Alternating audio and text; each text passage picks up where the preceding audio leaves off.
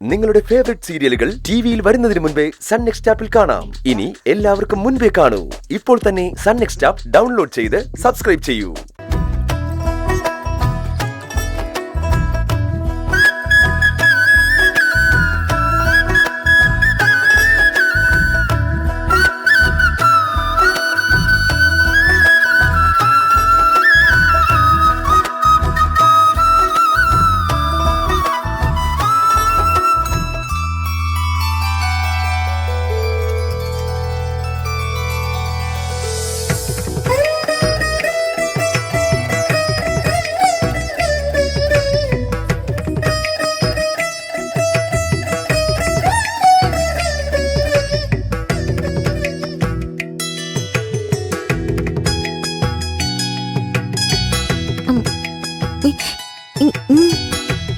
ഒന്ന് കാണാൻ, ഒരു വിവരം പറയാൻ.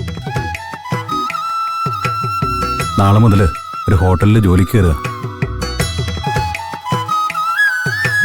പിന്നെ ഏതു നേരവും അമ്പലത്തിലും പൂക്കടയിലുമായി ചുറ്റിത്തിരിയുന്നത് ഒഴിവാകും. അധ്വാനിച്ച് കൂലി വാങ്ങിച്ച് ജീവിക്കും.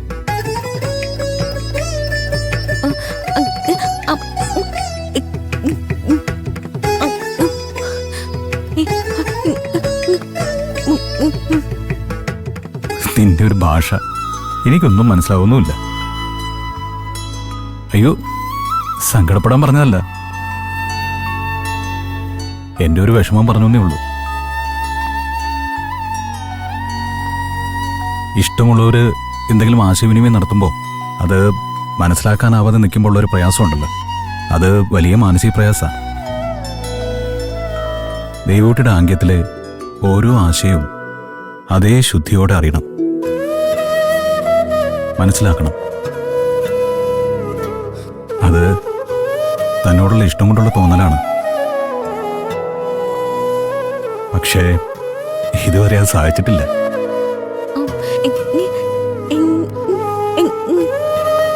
അതിനെന്ത് ചെയ്യാൻ പറ്റുമെന്നാണ് ചോദിച്ചത്? ആ, ഇതുപോലെ ചെറിയ കാര്യങ്ങൾ പറയുമ്പോൾ എനിക്ക് മനസ്സിലാവും. പക്ഷെ വലിയ കാര്യങ്ങൾ പറയുമ്പോൾ ഞാൻ തപ്പും, ഒന്നും അങ്ങോട്ട് വ്യക്തമാവില്ല. വിഷമിക്കൊന്നും വേണ്ട, വഴികളുണ്ട്. സംസാരിക്കാത്തവരുടെ ഭാഷ ലോകഭാഷയാണ്. അത് ഒന്നേ ഉള്ളൂ, പലരും ഗവേഷണം ചെയ്തുണ്ടാക്കിയെടുത്ത ഭാഷ. ഈ ഓൺലൈനിലൊക്കെ അതിന്റെ ട്യൂട്ടോറിയൽസ് ഉണ്ടാവും, നോക്കട്ടെ. അത് പഠിച്ചിട്ട് തന്നെ കാര്യം. അത് പഠിച്ചിട്ട് വേണം എന്റെ ദേവൂട്ടിയുടെ ആംഗ്യഭാഷയുടെ യഥാർത്ഥ ഭംഗി മനസ്സിലാക്കാൻ.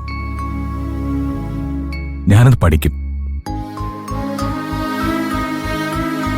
എന്നിട്ട് പരസ്പരം ആ ഭാഷയിൽ സംസാരിക്കും. നല്ല രസമായിരിക്കും അല്ലേ?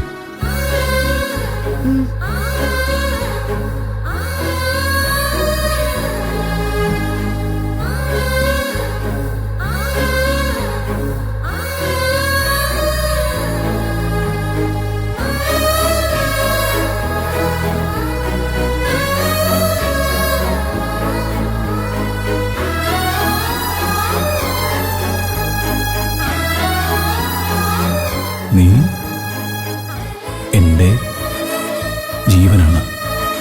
എനിക്ക് വേണ്ടി പ്രാർത്ഥിക്കണം.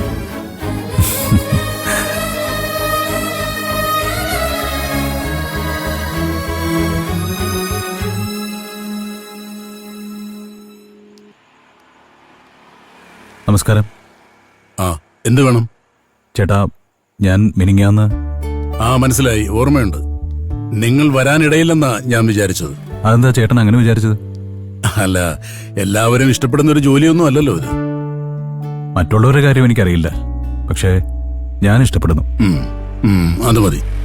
പേരെന്തെന്നാ പറഞ്ഞത്? പറഞ്ഞില്ല. സന്ദീപ്. ശരി.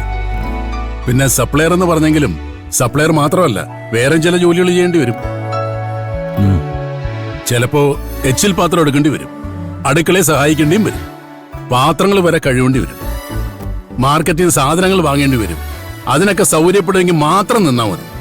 സൗകര്യം ഉണ്ടാക്കാം, ഒരു കുഴപ്പമില്ല. എന്നാ ശരി, തുടങ്ങാം.